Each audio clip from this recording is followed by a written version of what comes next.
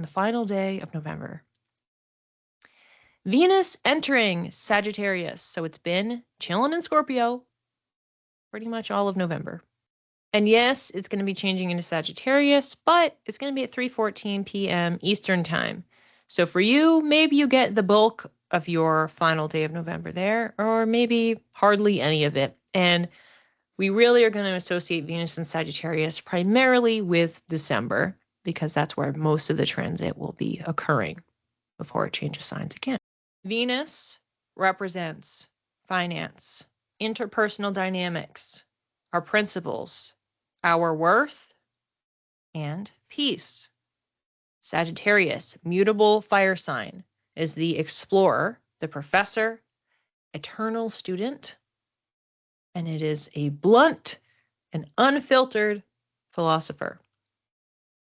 The last time that Venus transited this sign from start to finish was in 2024, October 17th through November 11th. October 17th through November 11th of 2024. So you can look back in that time for a little bit of a preview. This time around, it's going to be November 30th. So we have a later starting point, and that's because we had a retrograde that kicked it back. November 30th, 2025 through December 24th, aka Christmas Eve. So November 30th to December 24th is when Venus will be in Sagittarius. We can anticipate that in that Sagittarian area of life, so again, we're looking at the entire sign. You may have one house if you're using whole sign. You may have two. You could, who knows, have three if you're using Placidus. So we want to look at those areas of life and know that as Venus is moving through over that just less than a month, 3 to 4 weeks, that it's going to be bringing a sense of ease. So encouraging us to relax, to release a little bit, or that we will long to learn, Sagittarius.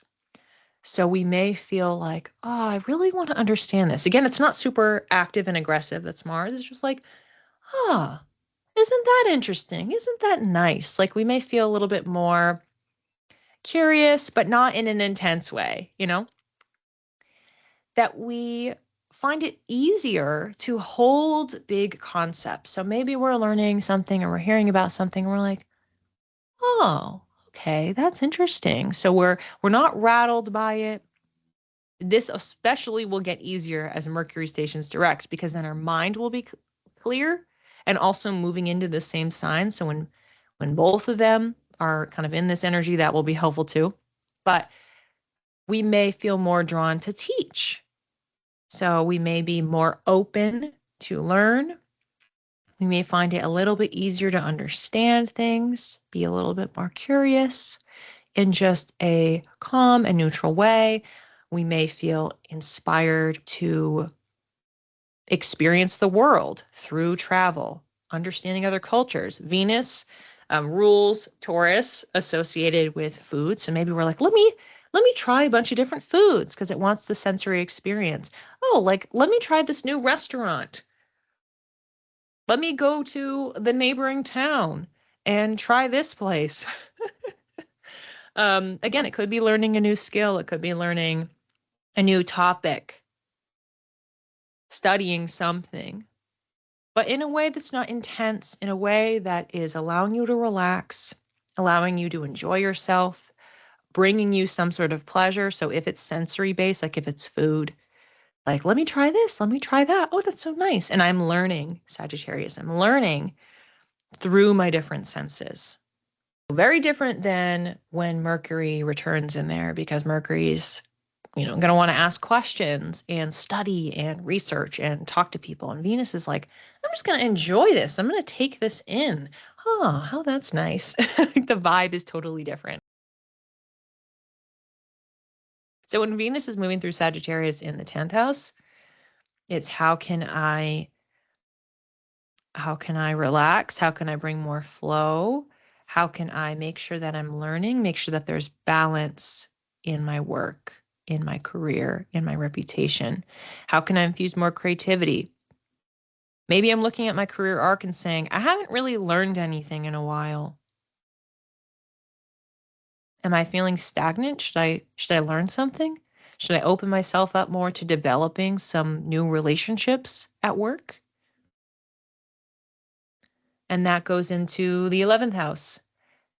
Could I network? Maybe making more friends. Maybe I would say if it was retrograde, it'd be reconnecting with friends, but spending time with friends you already have, spending some quality time with friends, or meeting some new people and meeting people that encourage you to learn, to ask questions, to travel, to understand other cultures, other people, understand spirituality, religion. Maybe you befriend some people who are teachers or who have a lot of wisdom they can share with you. Maybe those are the kinds of people that you feel really drawn to just be around and hang out with. Muriel, when we move into the 12th house, okay, I got to do some of that soul work. I got to spend a little time alone. But we can feel so much more comfortable with that. I know, Jackie, we were talking about 12th house earlier, but when we have Venus moving through there, it's like, you know what? I'm spending this time by myself, but I'm going to make myself a nice snack. I'm going to do something a little bit creative. I'm going to listen to music. I'm going to allow myself to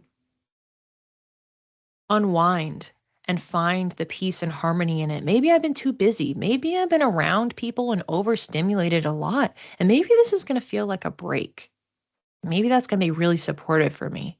So it's allowing us to be open and play with those ideas during those 3 to 4 weeks. So in the 5th house, a great combo, honestly, for Venus, because Venus is about relationships. 5th house is associated with dating. It's about pleasure. 5th house. It's about creativity. 5th house. So Venus is very intensified there.